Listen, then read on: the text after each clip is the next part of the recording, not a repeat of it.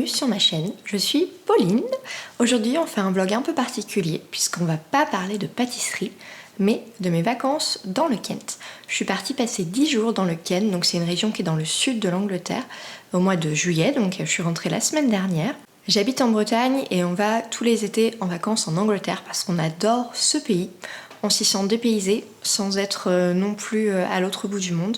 Comme on a un petit garçon et des chats qu'on emmène en vacances avec nous, c'est important pour nous de ne pas aller trop loin. On a déjà passé 3 étés en Cornouailles, qui est une région qu'on adore, qui est de l'autre côté, qui est dans le sud-ouest de l'Angleterre. Et là, on va dans le sud-est, puisque le Kent, c'est la région qui fait face, en gros, à Calais. Et bien sûr, ce que je recherchais là-bas, c'était la campagne anglaise, les jardins, les manoirs magnifiquement décorés, tout le savoir-faire anglais, toute la douceur, la gentillesse qu'on trouve vraiment, je trouve, spécifiquement dans cette partie du monde. Sans plus attendre, je vous emmène avec moi à la découverte de toutes ces magnifiques choses que l'on a visitées. À la fin de la vidéo, je vous montrerai les petits trésors que j'ai rapportés avec moi. Petite info, vous ne verrez pas 10 jours de vacances puisqu'il y a 2 jours qu'on a passé à Londres. Je n'ai pas filmé parce que c'est pas l'objet de ce vlog. Mais si ça vous a plu, j'ai une super nouvelle à la fin de la vidéo justement. Et voilà, je vous souhaite de belles vacances avec moi dans le Kent. Et voilà, toute la petite famille est prête, les 2 chats dans leur boîte, notre petit loulou, et on arrive après plusieurs heures de route au tunnel sous la Manche. Donc on doit s'enregistrer, enregistrer nos animaux, vérifier la vaccination contre la rage, et ensuite on arrive à l'embarquement, et il faut littéralement rentrer la voiture dans un train, donc ce qui va de soi en fait, mais ça fait quand même un petit peu bizarre. La traversée est très rapide, c'est moins de 45 minutes je crois, donc vraiment ça file à toute allure. Petit warning, quand on arrive en Angleterre, en fait, on arrive direct sur l'autoroute, genre sans transition, donc ça fait vraiment bizarre.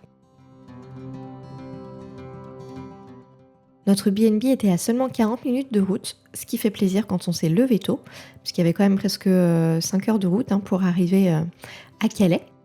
Comme d'habitude en Angleterre, il y a des produits d'accueil locaux, ça fait plaisir, et notamment des petites cerises, puisque le Kent est appelé le jardin de l'Angleterre. C'est une région qui est assez chaude, propice à la culture des fruits, des légumes et aussi de la vigne.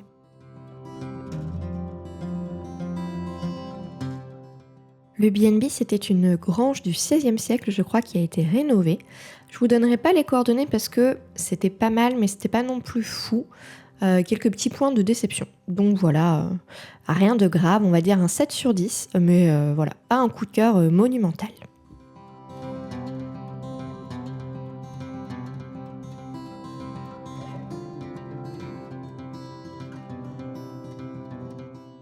On commence les vacances avec une super visite au château de Leeds, qui ne se situe pas à Leeds, mais donc dans le Kent.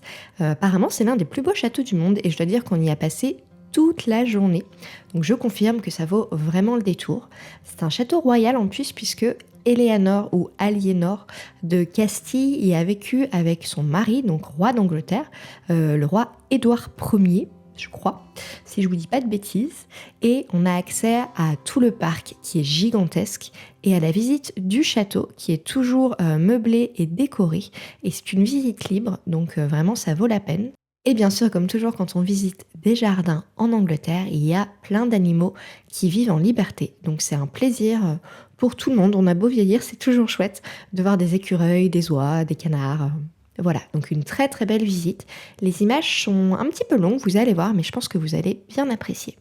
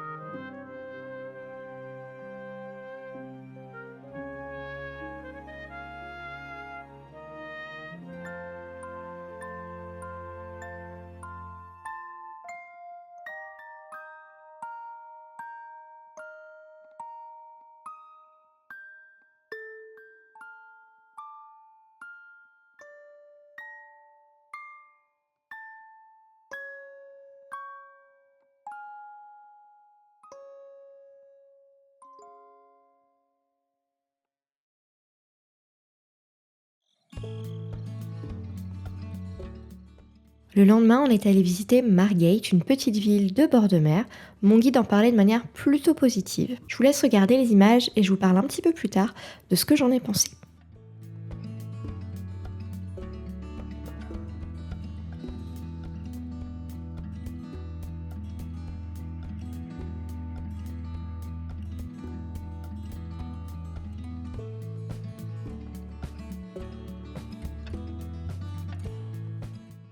Le point fort de la ville, c'est d'être très axé sur l'art, avec des galeries d'art indépendantes, mais aussi un magnifique musée, la Galerie Turner, dans laquelle je vais vous emmener juste après.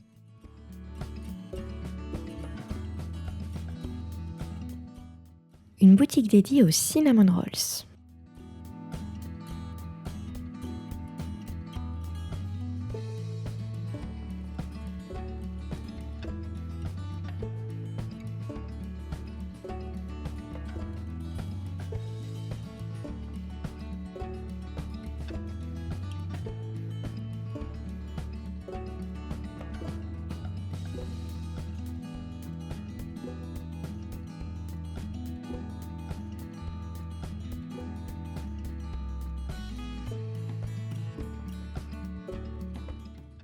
La visite à la Galerie Turner, c'est clairement le point fort pour moi du passage à Margate.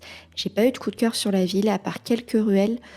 Il y avait rien de foufou. Il y avait ce côté un petit peu désuet, pas toujours très propre des villes de bord de mer. Donc je recommande pas forcément d'y passer, mais j'ai peut-être une vision partielle des choses. Passage en fin de journée à Sandwich, qui est l'une des plus jolies villes médiévales du Kent, et peut-être d'Angleterre. On aurait dû y aller le matin, je pense, et y passer un peu plus de temps. Ça vaut clairement le détour.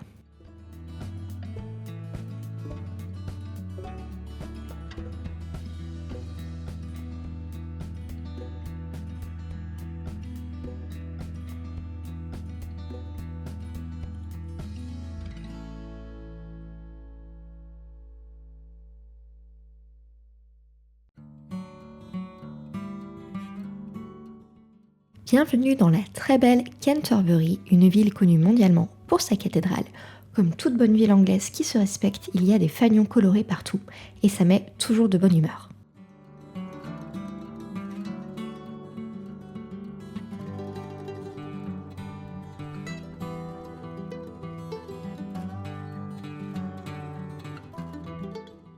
On a fait un mini tour dans les boutiques avant d'aller à la cathédrale qu'on avait réservée un peu plus tard dans la matinée. Et je ne connaissais pas la marque Oliver Bonas et c'est très chouette. J'avoue, j'ai rien acheté, je suis très fière, mais il y avait pas mal de trucs qui me tentaient.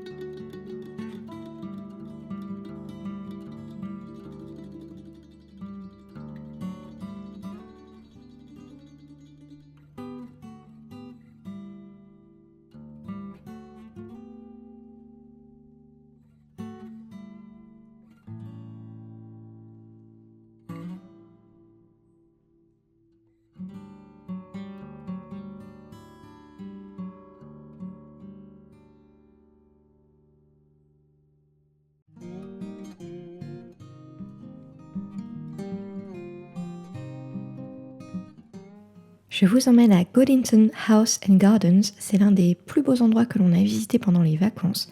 Je n'ai pas pu filmer l'intérieur parce qu'en fait, le dernier propriétaire souhaitait maintenir des visites guidées à l'ancienne. Donc la visite dure 1 heure et il est interdit de prendre des photos et des vidéos. Mais c'est entièrement meublé, décoré, c'est magnifique, c'est incroyable. Et bien sûr, autour, il y a un jardin immense, magnifique, avec plusieurs jardins à l'intérieur. On a un jardin italien, un jardin français, une roseraie, des serres. Enfin voilà, c'est le paradis.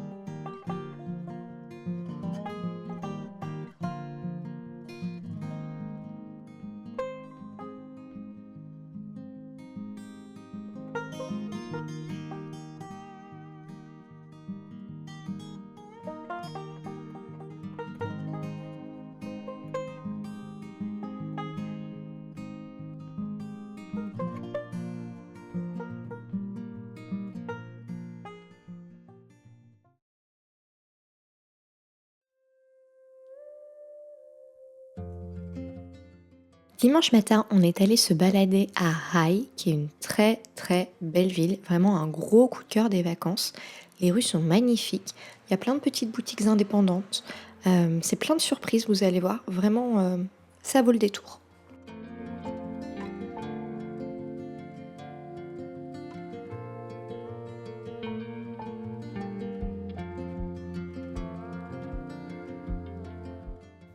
L'architecture Tudor est très représentée dans la ville, ce qui donne vraiment ce côté typiquement anglais. Et c'est très chaleureux, ça donne envie vraiment de pousser la porte et de regarder comment ces maisons si anciennes sont aménagées à l'intérieur avec le confort moderne et tout ça. Peut-être un B&B futur, qui sait?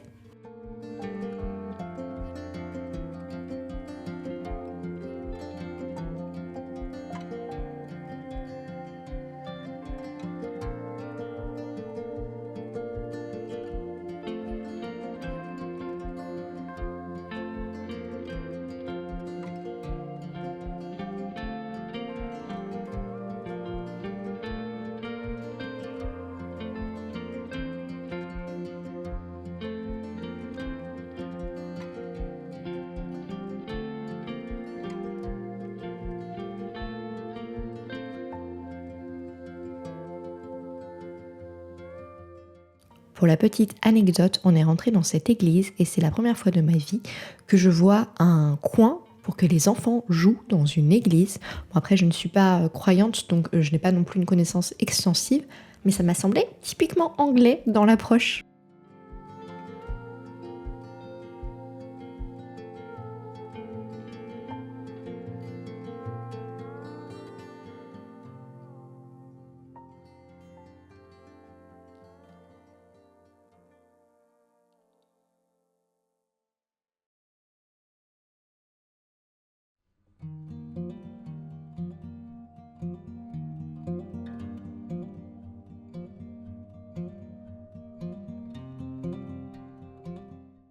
Pour la dernière balade dans le Kent, je vous emmène au jardin de Sissinghurst, qui sont mondialement connus, puisque leurs derniers propriétaires étaient des personnalités renommées en Angleterre au XXe siècle.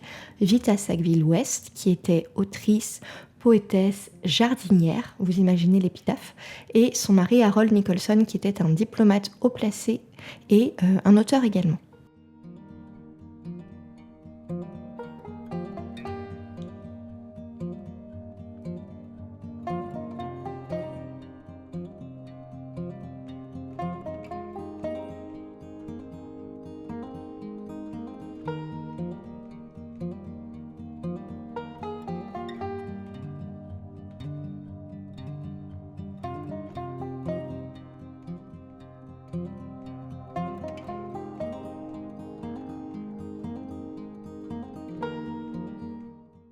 Je suis très contente de l'avoir fait parce que l'ambiance est vraiment différente de Leeds Castle, de Godington. C'est très romantique, un peu sauvage. On a l'impression parfois que le jardin est laissé à l'abandon, mais qu'ennemi. Et l'endroit est véritablement immense. Je pense pas que vous vous en rendiez compte à travers les images.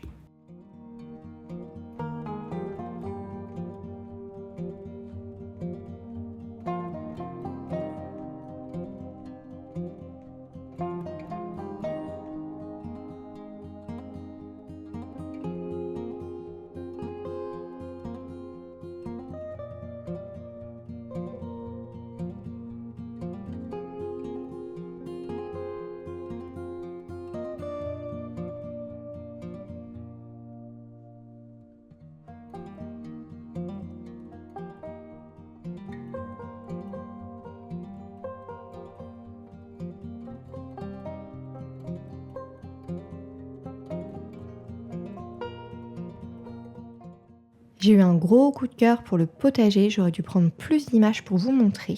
Et aussi pour la boutique, qui est l'une des meilleures boutiques que j'ai faites dans tous mes séjours en Angleterre. D'ailleurs, j'ai acheté pas mal de choses et je vais vous montrer ça dans quelques instants.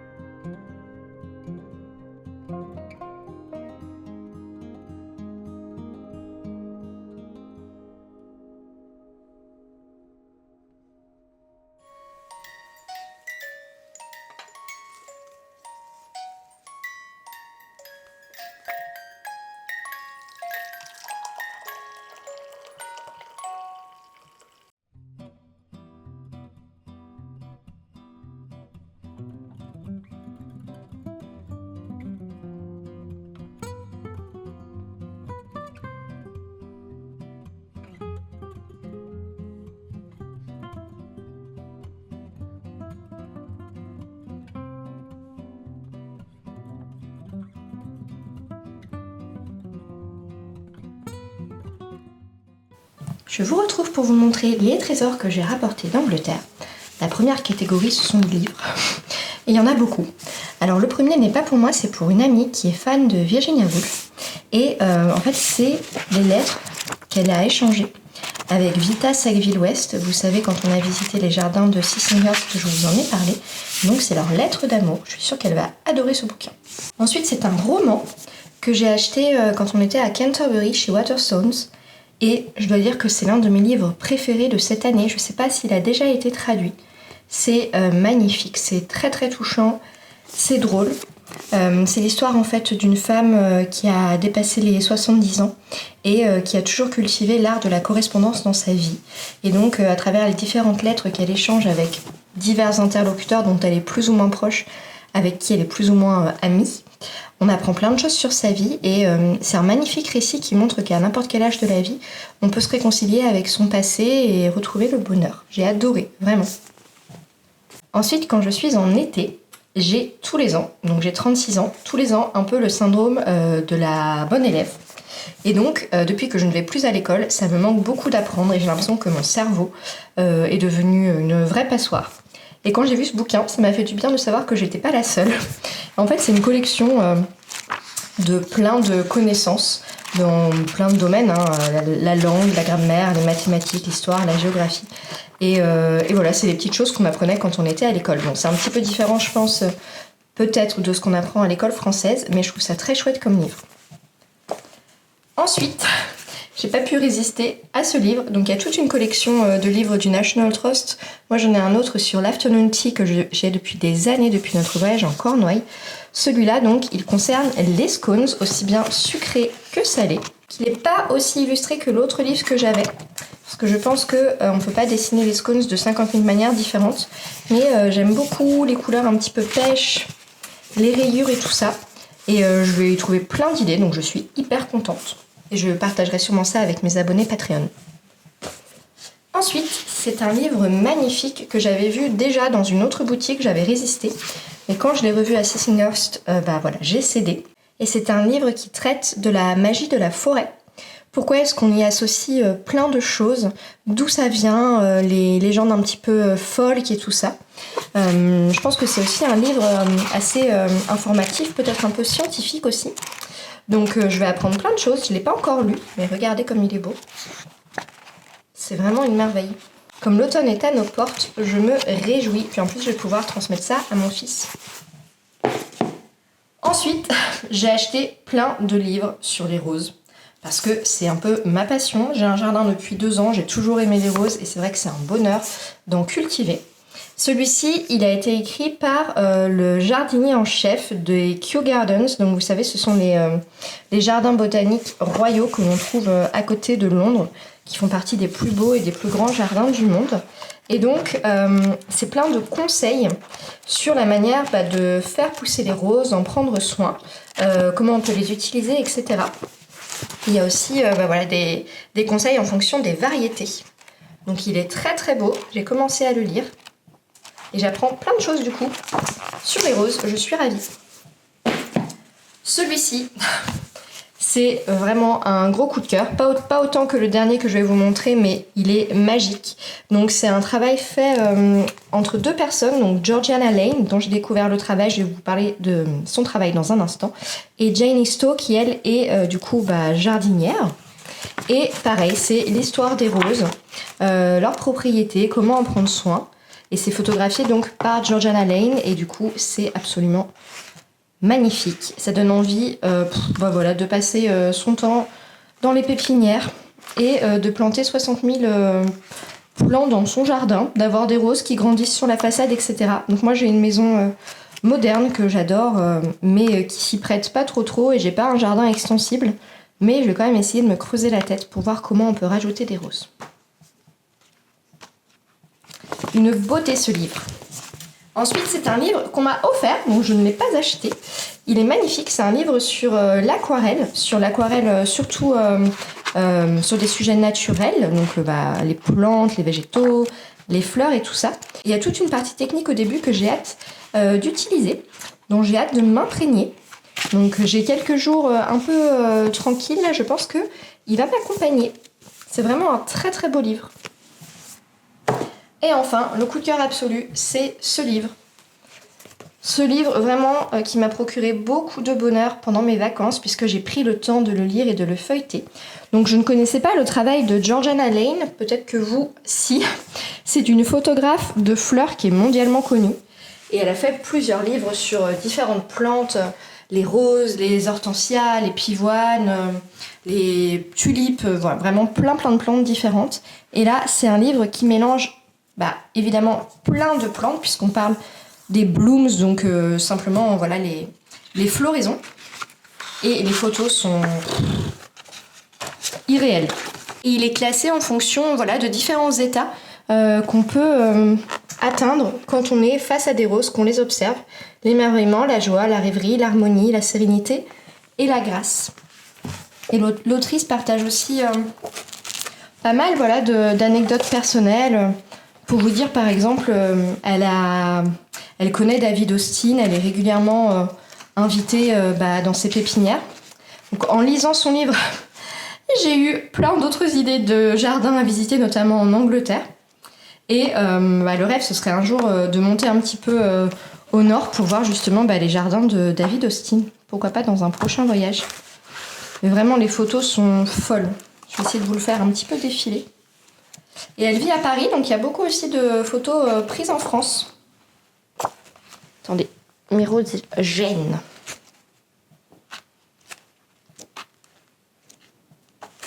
Regardez, on dirait des tableaux.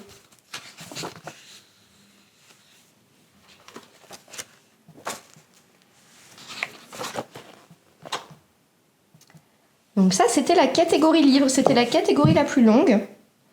Et pour le reste, ça va être plus rapide, vous allez voir. La catégorie suivante, ce sont les choses que j'ai rapportées de Fortnum & Mason. Je n'avais encore jamais visité la boutique à Londres et franchement, c'était incroyable.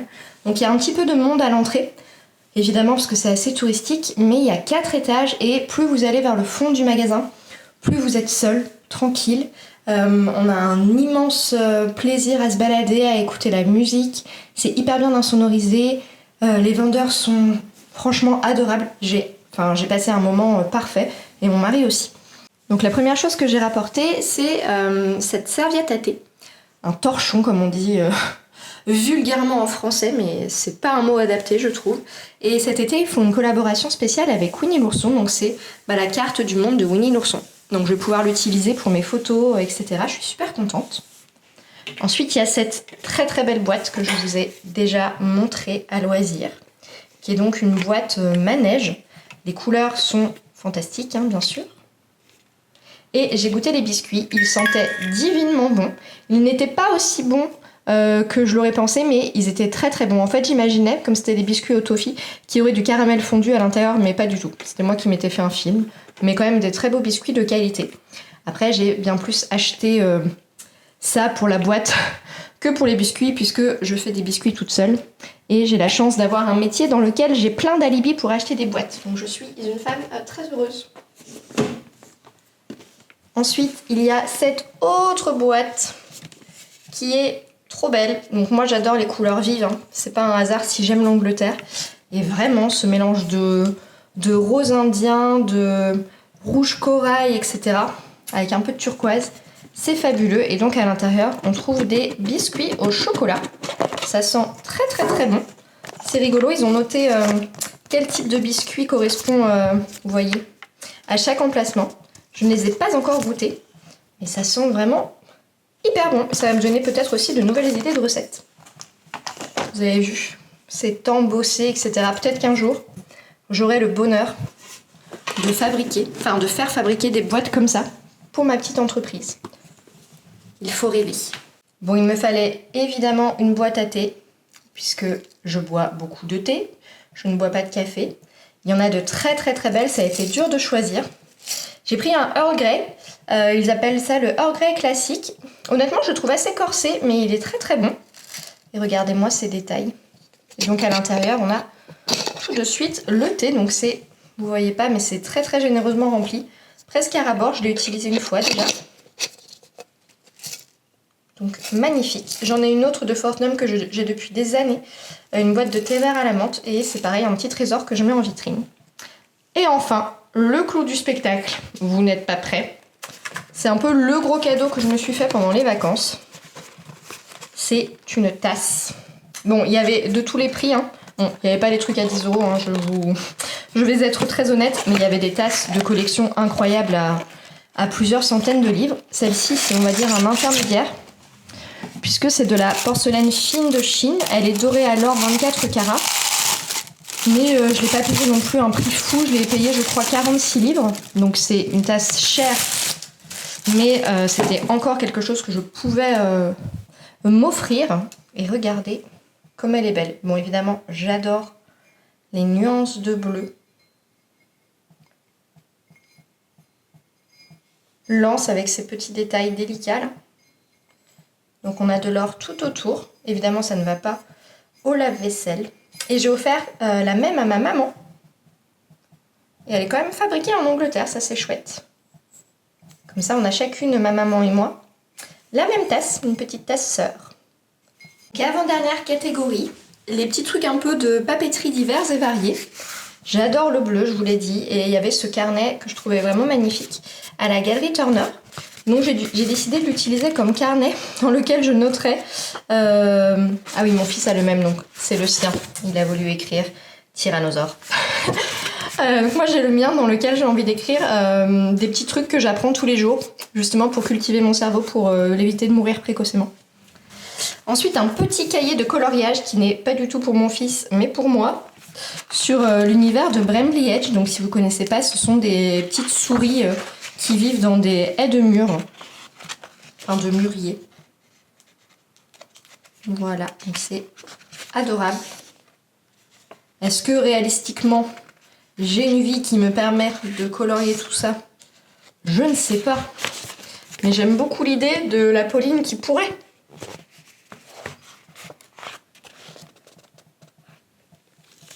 Donc c'est ravissant. Ensuite, des petites cartes un peu diverses et variées. Une carte de l'alphabet des cocktails, ça sera pour mon mari, sûrement pour son anniversaire. Ça, c'est une carte pour l'anniversaire de mon ami qui aime Virginia Woolf, vous voyez. C'est tous ses romans. Et ensuite, quand on était à Londres, on a fait un petit tour chez Mina Lima. Alors, c'était pas prévu, je vous assure, on est juste passé devant. Et il y avait plein de choses que j'avais envie d'acheter, mais on est resté simple, on a pris juste quelques petites cartes. Celle-ci, elle existait en affiche, elle était trop belle, j'ai un peu hésité. Celle-ci qui va être pour une amie. Ça, c'est mon fils qui l'a choisi pour lui. Et une petite carte de Dobby.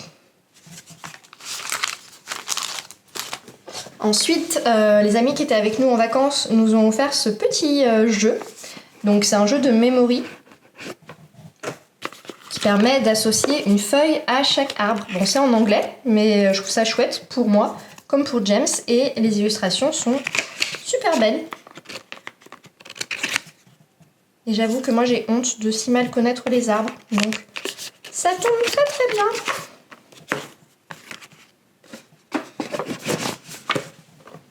Et enfin, j'aurais voulu acheter un tableau, mais je n'en suis pas là dans ma vie. C'est une petite repro de l'un des tableaux de Hulda Guzman que vous avez vu quand on était à Margate. Il y avait d'autres tableaux que j'aurais préféré avoir, pardon les roses, en repro, mais il n'y avait que celle-ci. Et quand même, quand j'avais vu le tableau en vrai, ça m'avait hypnotisée. Donc voilà, il ne reste plus qu'à l'encadrer, à lui trouver une petite place dans la maison. Dernière catégorie, les choses à manger et à boire. C'est rien d'incroyable, ce sont des petites choses qu'on a trouvées au Farm Shop qui était à côté de notre B&B pour la plupart, ou alors chez Marks & Spencer. Donc ça, ce sont des dattes recouvertes de beurre de cacahuète et de chocolat au lait. J'adore l'idée, ça peut me donner une idée pour un cookie peut-être, on verra. Je n'ai pas encore goûté. Alors ça, c'est un sirop. Les Anglais sont un peu les spécialistes des sirops, ils appellent ça des cordials. Donc celui-là, c'est gingembre aux épices avec du poivre de Cayenne. Donc ça va être délicieux. On boit pas beaucoup d'alcool, on boit surtout des petites boissons fraîches et des cocktails sans alcool à la maison. On a pas mal de bitters et de sirop, donc ça va rejoindre notre collection. Des petits pickles piquants. Ça, c'est surtout mon mari qui adore, mais quand on fait des salades, du riz, etc., c'est top d'avoir ce genre de choses. Ça, j'ai eu du mal à résister. Je sais pas si ce sera décevant ou pas, mais c'est une crème de pommes au caramel. Donc sûrement magnifique pour l'automne. On verra quand je ferai des pancakes ou peut-être même sur des scones, à voir. Dans la même idée, une confiture artisanale de framboise, de vanille, de rose et de géranium. J'adore ce mariage.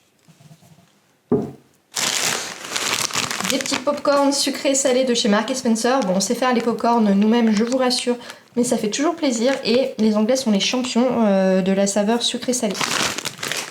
Et enfin, cette super belle boîte que j'ai trouvée chez Marks & Spencer. Donc j'essaye de ramener une boîte de chez Marks & Spencer chaque année. Parce que donc moi, j'habite pas à Paris ni dans une grande ville, donc j'ai pas accès au Marks & Spencer Food qu'on trouve encore en France. Et donc à l'intérieur, donc elle marche hein, l'horloge, il suffit de mettre des piles. Et à l'intérieur, il y a des biscuits. Je ne l'ai pas encore ouverte, donc on va faire ça ensemble, si j'y arrive. Ok, donc c'est des petits biscuits à quoi? Je ne sais pas, on va regarder. Ce sont des petits gâteaux éponges fourrés à l'orange et recouverts de chocolat noir. Donc, so British. La boîte est top. Hein. On est très fan. Et voilà, le vlog arrive à sa fin. Avant de vous quitter, je voulais vous dire que honnêtement, j'ai passé de très belles vacances, ça m'a fait un grand bien. Mais il n'y a pas eu la magie que j'ai ressentie pourtant pendant 3 étés, donc c'était pas un coup de chance, en Cornouailles. C'est une région qui a plein de richesses, il y a sûrement plein de choses que j'ai pas explorées, mais voilà, il n'y a pas ce truc vraiment très particulier, peut-être aux Cornouailles ou à d'autres coins hyper préservés de l'Angleterre. Donc je ne pense pas que j'y retourne à l'avenir, mais malgré tout, ça vaut la peine d'être vu. Surtout si vous habitez dans le nord de la France, que vous pouvez y aller facilement.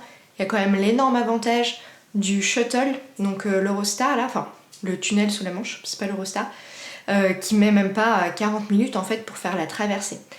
Et vraiment à partir du Kent, on est à Londres très facilement, donc rien que pour ça, ça vaut largement la peine.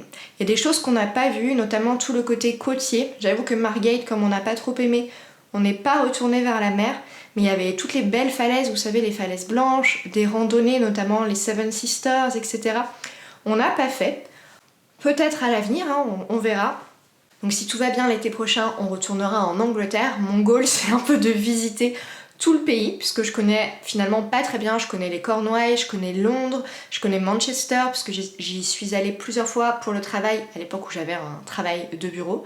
Le Kent maintenant, je connais un petit peu le sud vers Brighton et tout ça.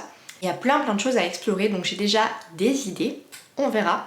La grande nouvelle étant qu'on y retourne pour Halloween. C'est assez fou, mais en fait on a tellement aimé notre séjour à Londres. C'est vraiment un endroit qui est particulier pour nous, bon pour plein de gens, tout le monde adore Londres, mais par rapport à Paris par exemple, que moi j'aime pas tellement, pourtant j'y ai vécu très très longtemps, je trouve qu'il y a totalement autre chose à Londres. Peut-être que c'est juste ma vision de touriste. Toujours est-il que mon mari et moi et mon fils maintenant, on est fans d'Halloween. C'est le cas pour moi depuis que je suis gosse, depuis que j'ai 6-7 ans. Je suis née en 90, donc j'avais cet âge-là quand Halloween a commencé un peu à exploser pour la première fois en France. Donc Halloween, c'est un peu notre vie. Et bah voilà, on va pouvoir réaliser notre rêve. On va y aller 4 jours vraiment pour Halloween. Et voilà, j'ai déjà un programme trop bien, mais je vous en parlerai le moment venu. Si vous voulez pas louper cette vidéo, si vous êtes arrivé là un peu par hasard, n'hésitez pas à vous abonner. Comme ça, vous serez tenu au courant de ces petites pérégrinations halloweenesques. Dans tous les cas, je vous retrouve très bientôt pour un nouveau vlog plus quotidien. Donc on va suivre la préparation notamment de l'envoi de mes livres qui sont en cours d'impression, que je vais recevoir tout début septembre, puis de tous les autres produits dérivés que je vais recevoir eux plutôt en août et que je vais pouvoir aussi vous montrer en avant-première. Je vous souhaite un bel été. J'espère que malgré tout ce qui se passe, vous arrivez à vous reposer et à trouver un peu de joie dans cette saison qui nous met quand même souvent à l'épreuve. Et donc, je vous dis à très vite.